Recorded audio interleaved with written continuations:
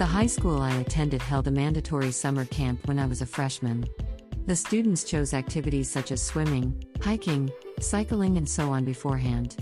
To spend the time in the camp together, my group of close friends at school decided to choose the same activities.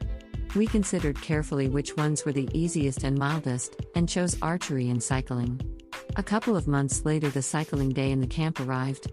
We set off on each rental bicycle.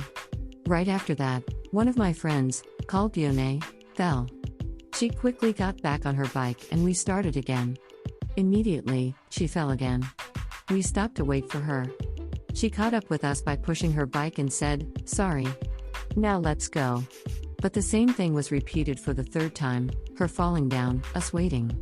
We finally asked her what was going on and heard her astonishing confession. She said, "I can't ride a bike." We gaped. Being unable to ride a bike was nothing, but why did she choose cycling among all activities then? And telling us now? We pressed her for an explanation why she didn't just say so when we decided on cycling. She told us that she couldn't because we were joyfully talking about how easy cycling would be. In our group, she was the tenderest one, but also a pushover. She'd always had no opinion of her own and conformed to others. That was a given, but I never thought this much. We were talking about pushing our bikes and going all the way on foot with her when she said, "I'm ruining your plan for an easy activity. I can't make you walk all the way because of me. Please ride on. I think I can manage along the way." "I'm sorry." "Sorry." We mounted on the bike, not pedaling but walking while Yone kept falling and saying sorry for a million times. Her indecisive, weak-minded attitude has gradually gotten on my nerves. A girl of other group whom I had barely talked before pedaled back toward us. She had something to ask me. I answered and chatted, and we hit it off instantly. When I realized, I pedaled with her separating from my group. I stopped to wait at the foot of the downward slope and heard a scream. It was Yone flying down the slope on her bike and tumbling into a rice paddy. Other friends were chasing her and pulled her and her bike out of the rice paddy. Covered with mud, she was saying sorry again and again. As a thoughtless teenager, I pedaled away with my new friend. When I thought about Yone again some miles away, the chain on my new friend's bike suddenly snapped. While we were struggling to fix it covered with grease, Yone and other friends of my group caught up with us. By then, Yone was all over scrapes and mud like a cartoon. We ended up pushing a bike and walking together.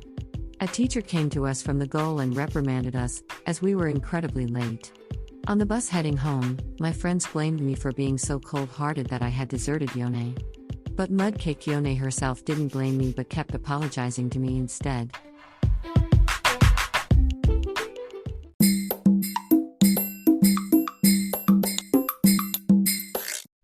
Audiobook, Japanese Dream by Hidemi Woods on sale at online stores or apps. Apple, Audible, Google Play, Nook Audiobooks, 43 available distributors in total.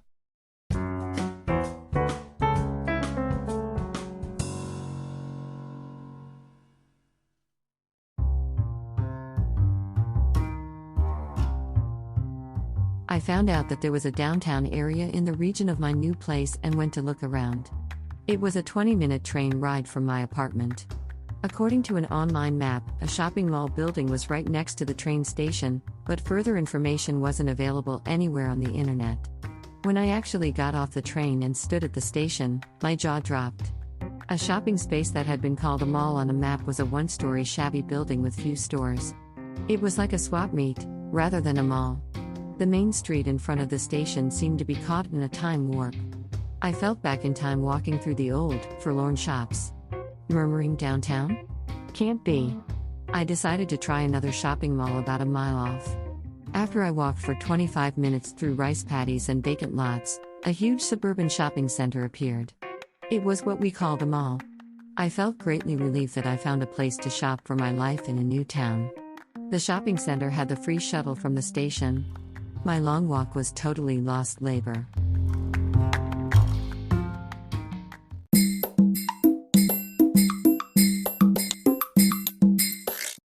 Audiobook, Japanese Dream by Hidemi Woods on sale at online stores or apps.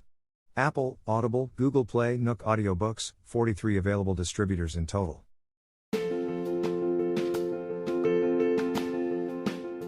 Audiobook, The Family in Kyoto, One Japanese Girl Got Freedom by Hidemi Woods on sale at online stores or apps. Apple Books, Google Play, Audible, 43 available distributors in total.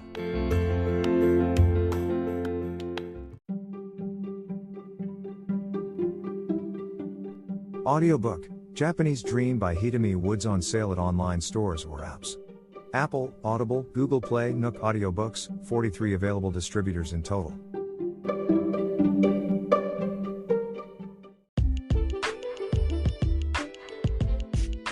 英語聞き流しリスニング、英語テキストと MP3 ダウンロード、その他の物語はホームページからお聞きいただけます。88thpp.com 88thpp.com